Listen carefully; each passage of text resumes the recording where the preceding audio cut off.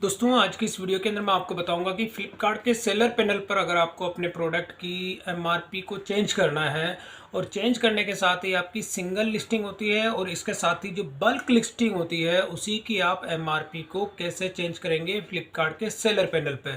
तो यहाँ पर आप देखेंगे अभी मैंने फ्लिपकार्ट का अपना सेलर पैनल ओपन किया हुआ है और इसी के अंदर मैं आपको अपनी लिस्टिंग दिखा देता हूँ। जैसे यहाँ पे लिस्टिंग्स में जाके माई लिस्टिंग्स, तो अब यहाँ पर आप देखेंगे कि जितनी भी मैंने लिस्टिंग की हुई है वो सारी की सारी आपको यहाँ पे देखने को मिलती है।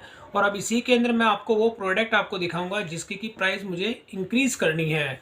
तो अब यहाँ पे सबसे पहले मैं सिंगल लिस्टिंग की बात करता हूँ। जैसे मैंने यहाँ से ये मेरा एक प्रोडक्ट है, इसी को मैं आपको दिखा देता हूँ।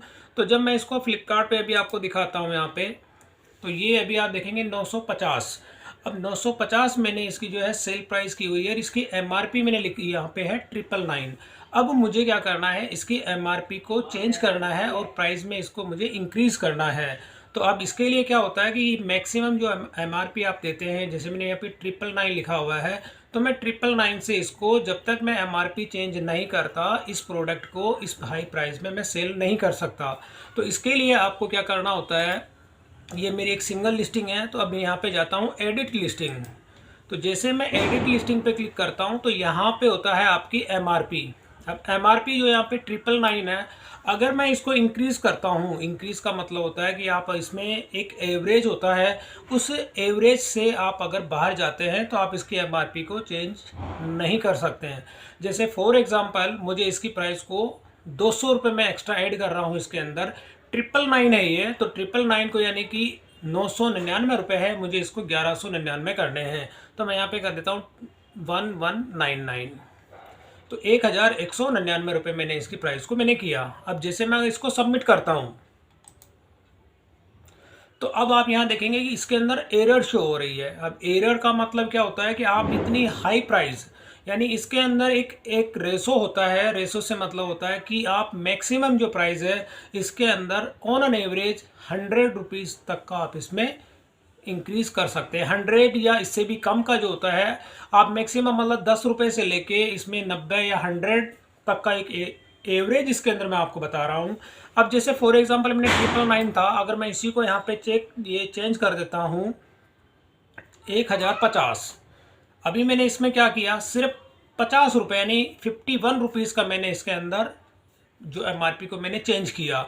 अब चेंज करने के साथ ही जैसे ही मैं यहाँ पे सबमिट करता हूँ तो आप देखेंगे कि ये प्राइस मेरी चेंज हो गई है, क्योंकि मैंने इसकी प्राइस को 100 से कम रखा है। और अब 100 से कम रखने पर जब मैं अब इसको व्यू लिस्टिंग पे करता हूँ, जैसे वापस मैं इसको दिखा देता हूँ आपको, तो जो मैंने एमआरपी आप देखेंगे 1050। अब ये 1050 एमआरपी इसकी चेंज हो गई है और पहले इसकी जो मैंने प्राइस आपको दिखा रहा हूँ ये 999 है। जैसे ही मैं इस पेज को अगर रिफ्रेश करूँगा तो ये एमआरपी भी चेंज हो जाएगी। जैसे मैं करके भी दिखा देता हूँ, ये रिफ्रेश मैंने किया तो ये 999 हट के यहाँ पे हो गया 1050। अब यहाँ पर आप देखेंगे मैंने 50 रुपये तक का इसमें जो है चेंज किया तो इसकी एमआरपी चेंज हो गई। अब इसी के साथ अगर मैं थोड़ा सा हाई कर लेता हूँ इसकी प्राइस को, मैं एडिट में जाता हूँ, वापस एडिट लिस्टिंग, और यहाँ पे जो इसकी एमआरपी है अब मैं अगर इसको कर देता हूँ 1099 रुपये, ठीक है। और अब मैं इसे जब सबमिट करता हूँ तो अभी भी इसकी प्राइस चेंज हो गई है। तो यानी कि कहने का मतलब होता है कि जब आपको प्राइस अगर चेंज करनी होती है तो इस तरह से कम प्राइस के अंदर आप इसको जो है इंक्रीज कर सकते हैं। और वापस दोबारा मैं इसको जब एडिट लिस्टिंग पे करता हूँ और अब मैं इसकी एमआरपी वापस कर देता हूँ यहाँ पे 1150, यानी कि 1150 में इसकी एमआरपी कर देता हूँ। मैंने किया सबमिट, तो अभी भी ये एमआरपी मेरी चेंज हो गई है। तो यानी ये एक प्रोसेस होता है, यानी कि एक सिंपल सा आपको फ्लो करना है कि आपकी जो एमआरपी आप चेंज करते हो, अगर कंटिन्यू एक ही बार में अगर आपने उसको प्राइस को इंक्रीज कर दिया तो वो इसमें नहीं होगा। एग्जांपल मैंने आपके सामने दिया था। और अब वापस मैं इसमें एडिट लिस्टिंग पे जाता हूँ और एडिट लिस्टिंग के अंदर जाके जब मैं प्राइस को वापस चेंज कर देता हूँ यहाँ पे 1199 रुपये और मैं इसे करता हूँ सबमिट, तो आप देखेंगे ये प्राइस भी चेंज हो गई है। यानी कि मैंने क्या किया, इस बार जो मेरे को जो प्राइस चेंज करनी है, सिंगल लिस्टिंग की बात कर रहा हूँ मैं। अब मेरे को जो टारगेट था मेरा, यानी 1199 रुपये मेरी जो एमआरपी मुझे चेंज करनी थी वो एमआरपी चेंज हो गई है। अब मैं आपको दिखा भी देता हूँ, जब यहाँ पे मैं करता हूँ व्यू लिस्टिंग और अब इसके अंदर जैसे मैं यहाँ पे रिफ्रेश करता हूँ, रिफ्रेश की ज़रूरत नहीं है क्योंकि मैंने इसको वहीं से ओपन किया है, तो 1199 इसकी एमआरपी हो चुकी है। अब मैं इसकी जो मैक्सिमम प्राइस है वो इसको मैं चेंज कर सकता हूँ, 950 से इसको 1050 भी कर सकता हूँ। अब अगर जैसे मैं इसकी एक बार और इसकी प्राइस में चेंज करना चाहता हूँ, जैसे कि आप मान लीजिए, क्योंकि एक साथ आप इसकी एमआरपी को चेंज नहीं कर सकते। अगर मैं वापस अब यहाँ पे कर देता हूँ 1250 यानी 1250, ये मैंने चेंज करके अब मैं सबमिट करता हूँ। तो अब यहाँ पे आप देखेंगे कि अब इसके अंदर जो है यहाँ पे एरर शो कर रहा है। तो यानी कि मैंने क्या किया, 1050 यानी 99 रुपये थी, अगर मैं इसको थोड़ा सा कम कर देता हूँ और अब मैंने किया सबमिट, तो अब भी ये प्राइस चेंज हो गई है। यानी कि एक रेशो चलता है इसके अंदर कि आपको कभी भी अगर अपनी प्रोडक्ट की प्राइस को चेंज करना होता है तो इसमें थोड़ा सा आपको प्राइस कम लेके जो है इंक्रीज आपको करना है, ताकि आपकी इसमें एमआरपी चेंज हो जाती है। तो दोस्तों ये तो एक सिंगल लिस्टिंग का था। अगर सिंगल लिस्टिंग के साथ में अगर आपको बल्क में जो है सभी की एमआरपी आपको चेंज करनी होती है, तो चेंज करने का एक प्रोसेस होता है, जैसे मैं आपको बता देता हूँ। यहीं से जो है मैं अपने कुछ प्रोडक्ट सेलेक्ट करता हूँ। जैसे मैंने यहाँ पे एक मेरा ये प्रोडक्ट सेलेक्ट किया, मतलब आपको क्या करना है, सबसे पहले लिस्टिंग के अंदर जाना है। और मैं वापस शुरू से बता देता हूँ, यहाँ पे आप जाएंगे लिस्टिंग्स के अंदर, माई लिस्टिंग्स। अब मैं बात करता हूँ बल्क लिस्टिंग के अंदर। अगर आपको जो है चेंज करना है अपनी एमआरपी को, तो उस केस में आपको क्या करना है, वो प्रोडक्ट आपको सेलेक्ट करने हैं जिनकी आप एमआरपी चेंज करना चाहते हैं। तो मैंने एक ये प्रोडक्ट सेलेक्ट किया, सेकंड नंबर का ये प्रोडक्ट है, थर्ड, फोर्थ और ये फिफ्थ, ये सिक्स, यानी टोटल मैंने अभी आप देखेंगे 6 प्रोडक्ट मैंने सेलेक्ट किए हैं। और सेलेक्ट करने के साथ में ही अब यहाँ पे मैं आ जाता हूँ। तो इसमें जो होता है रिक्वेस्ट डाउनलोड, आपको क्या करना है, इस पर करना है रिक्वेस्ट डाउनलोड। और यहाँ पे होता है लिस्टिंग फाइल्स, आपको इस पर क्लिक करना है। तो जैसे ही आप यहाँ पे रिक्वेस्ट डाउनलोड करेंगे तो एक यहाँ पे एक्सेल की फाइल जो है वो डाउनलोड हो जाएगी।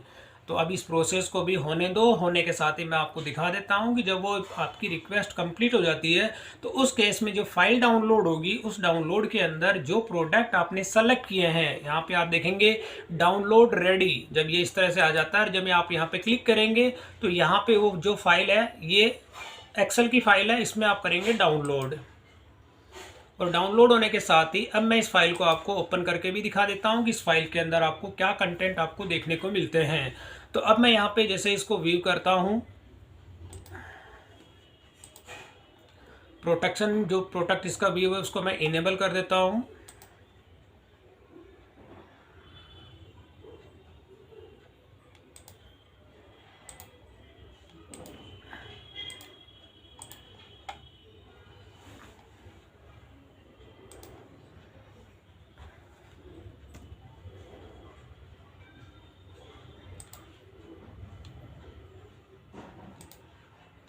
तो ये वाली वो फाइल है, आप देखेंगे अभी इसके अंदर मैंने आपको 6 प्रोडक्ट जो थे वो अब मैंने यहाँ पे एमआरपी मुझे चेंज करनी थी, तो मैंने वो सेलेक्टेड प्रोडक्ट जो है वो सेलेक्ट मैंने किए थे 6 प्रोडक्ट। अब 6 प्रोडक्ट सेलेक्ट किए थे, तो आप देखेंगे यहाँ पे नंबर ऑफ प्रोडक्ट्स की अगर मैं बात करता हूँ तो यहाँ पे 1 2 3 4 5 6, तो ये 6 ही प्रोडक्ट हैं, उनकी फाइल यहाँ पे डाउनलोड हो गई है। डाउनलोड होने के साथ ही आप यहाँ पे देखेंगे इसकी एमआरपी। अब एमआरपी को आपको चेंज करना है, तो एमआरपी यहाँ पे ये फील्ड है इसके अंदर। अब यहाँ पे आप एमआरपी जो चेंज करना चाहते हैं, एक साथ आपको जो है 100 से अबव आपको जो इसकी प्राइस आप चेंज नहीं कर सकते हैं। अगर आपको धीरे धीरे, यानी जो स्टेप्स मैंने आपको सिंगल लिस्टिंग के अंदर बताया था वही यहाँ पे प्रोसेस आपको फॉलो करना है। यानी कि फर्स्ट टाइम यहाँ पे देखेंगे कि अगर मेरी एमआरपी 750 है तो मैं इसे कर देता हूँ 810 रुपये में इसकी एमआरपी कर देता हूँ। और जो 1050 है उसे मैं कर देता हूँ 1150। और जो 699 एमआरपी है इसे मैं कर देता हूँ